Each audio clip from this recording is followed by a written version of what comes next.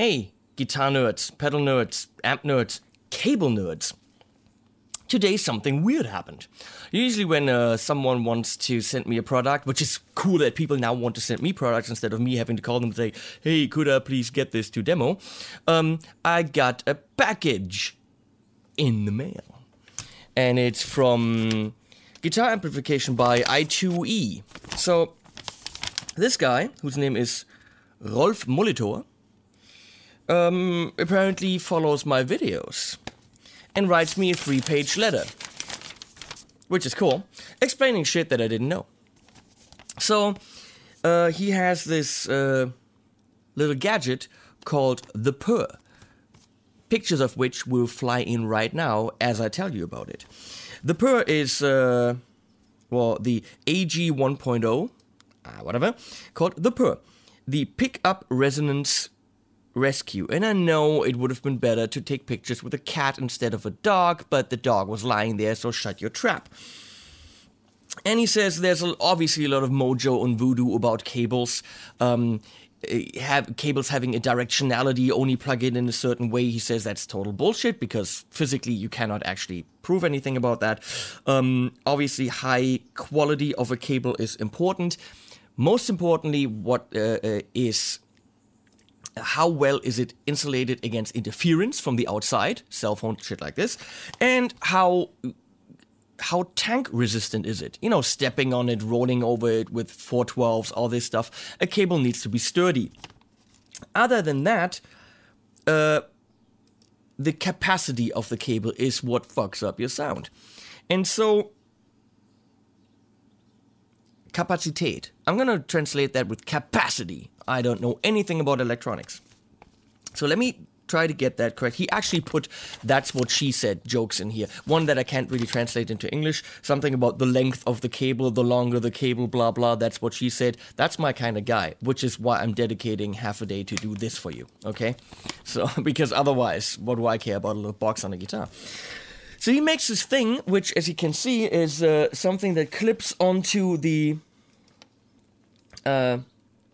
strap of your guitar because you want it as close to your guitar as possible to have a very short cable, which gets delivered with it. There's a little patch cable, we assume high quality, and 2 straps of Velcro. Let me show you a picture of what happens when you put it too high on this type of D'Addario strap. Yeah, that's the problem. When it's high on the D'Addario strap with the connectors, that little patch cable isn't long enough. I also felt that it could be Leslie, do you need help? Yeah. She's sitting there staring at the laptop. How can I help you? What's a different one? Mark 3. So after 2 comes 3. See, this, and then this. I'm getting really, really mean looks right now. She's fixing all the links under the videos for you. Actually, for us. For everyone. Where was I? I think one thing that's to be desired on this is they need to have a clip on it so that this thing actually clips onto the strap and then you use a Velcro to secure it. It's okay now, and I have it at the lower part here, but I'm actually thinking that there's a more secure way to put this on your strap because you really don't want this thing to fall off on stage. So, work a little bit on the securing thing on a normal strap, on an F-type, on a Fender strap, on these normal straps. Yes, on here I had to go all the way down and yeah, I might trust this, but I think it could be better. So, here's what's happening. The capacitance of a cable, passive pickups with their inductivity, they induce electricity. This will result in a sound that has a low-pass filter on every cable. Low-pass filters, meaning it will take the high end out, but a low-pass filter with a resonance. What does that mean? And the longer the cable, the more that low-pass has effect, the more the frequency goes down, the more high end it filters out. And that also means that the resonant frequency, you have no idea what I'm talking about, right? Let me explain. So let me illustrate to you what low-pass filtering does. This time for the 4th time, because I had some trouble doing what I'm trying to do here, and Cubase actually recording every move I make. Every move you make, every breath you take, every something. Isn't that a song, baby? I get a nod from the left. So here's what happens when you use a longer cable. Insert dirty joke right here. So this is a standard mini Moog type from i2e. You have very small here, too small, that's what she said, a cutoff frequency, which is your low pass filter frequency. Everything above this frequency will start to be quieter. And your emphasis is actually your resonance. So we're gonna keep no resonance and just show you what a longer cable will do. That's pretty much no cable. That's the, I don't know if that would have ever, I don't know. And so now I'm gonna make the cable longer.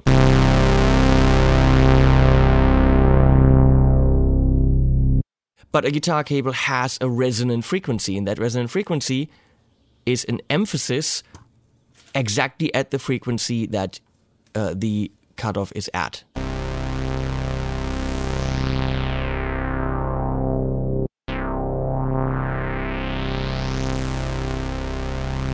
Okay, that's what that sounds like. So let me show you what that looks like in an EQ. So here's an EQ. We're going to turn the low pass 1 on. That's without a resonance. And we're going to hit right.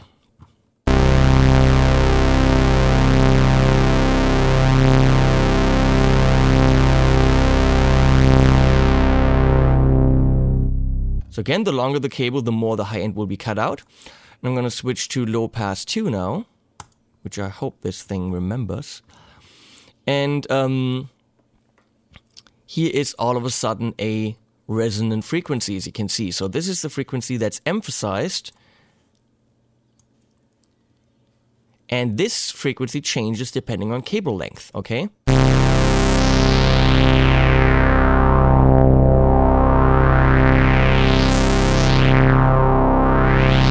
So it sounds similar to what the Moog filter sounded like. So for a Strat, for example, not 600, 6000, that would be with a 1 meter cable, okay? That would be with a 6 meter cable. Clearly a difference. I mean, a very, very clear difference in sound, right? One more time.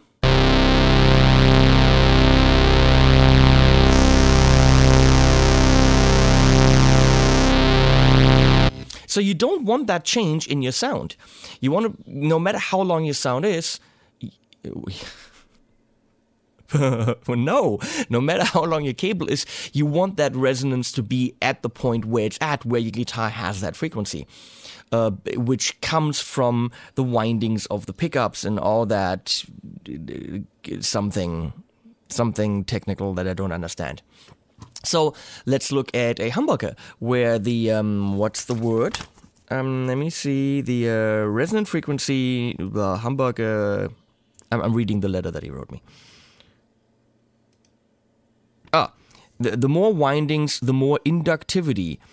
And that also means the more the cable will have an influence on that frequency.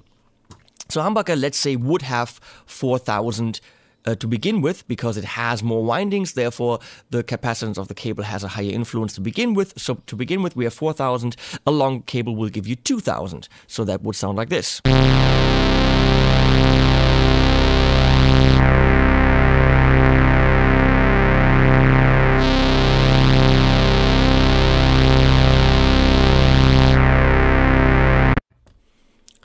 Pretty drastic, and apparently the Purr can fix that. Well, no idea if we could actually hear that in a test, but we're gonna do it anyway.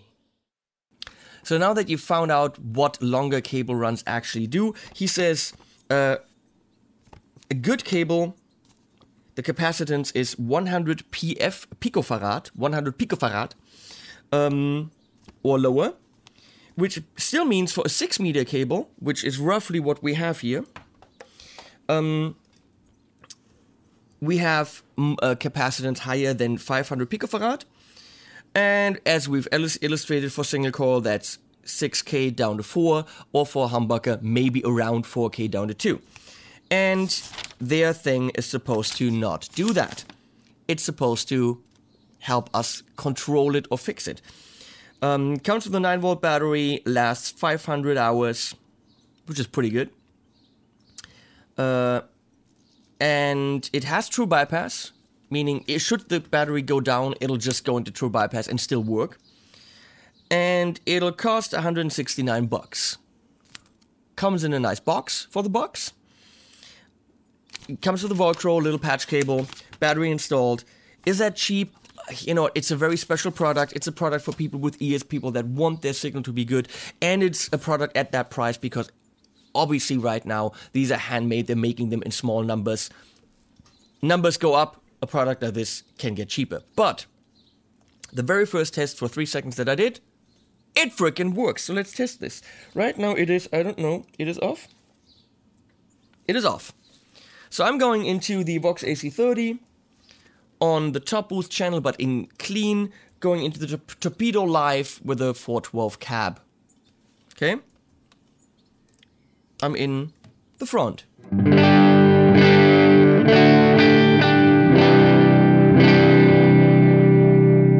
Try to focus on that resonant frequency. It's tough. I mean, it's subtle, but check it out.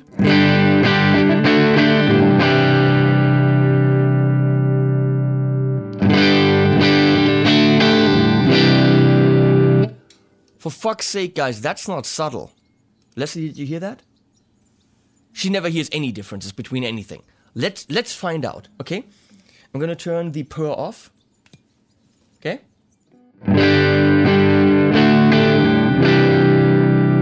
I'm gonna turn the Purr on.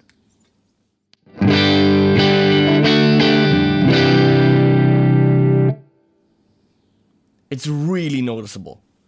Okay, one more time. Off. On. What do you think? It's just louder the second time. It's just louder, but what frequencies are louder? Does it sound brighter to you? Not so dull anymore. Pay attention to the brightness. Okay, off. On.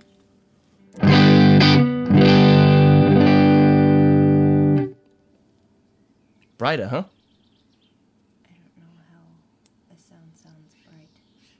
She has no idea what I'm talking about. Thank you, baby. Continue. We love her. For fuck's sake, that is very noticeable. Now the question is, why would I ever play without it? Here's the thing. How can I get that strapless? Because for me, I never use a strap. So, because that's the problem. Obviously, you want it very, very close to your guitar. I mean, can I get that in a pedal form? Can I get that in a pedal form with a 1 meter cable going onto the table and then onto, because for me, I would want this every time, but I would want this strapless. But that's just me. Most of you will have it on a strap. Very cool.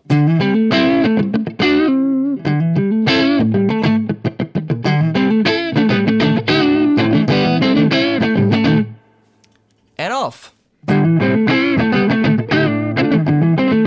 Holy flying crap. You can control the resonant frequency with the blue thingy. Let's try this.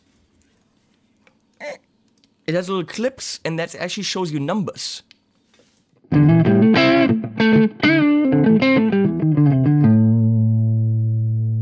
Which is pretty cool. I'm on 4 now. Am I even on? Yes, I am on.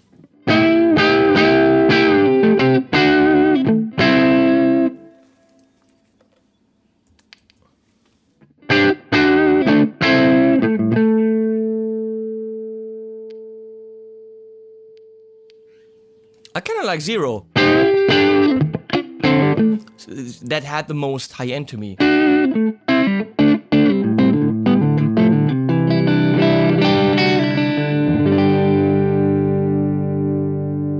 I'm not on 0, I'm on 1 now. God damn it. Here. And you can also boost a little bit with the gain to help with weaker pickups.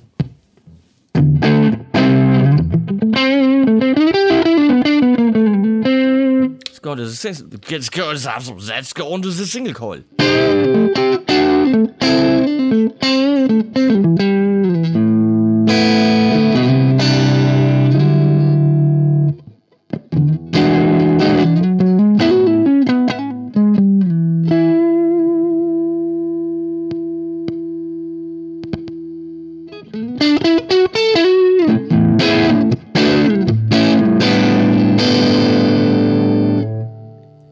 Oh, we take this all the way down again.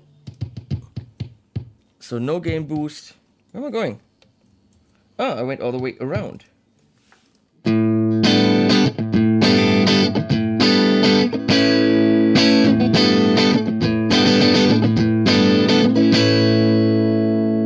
And off.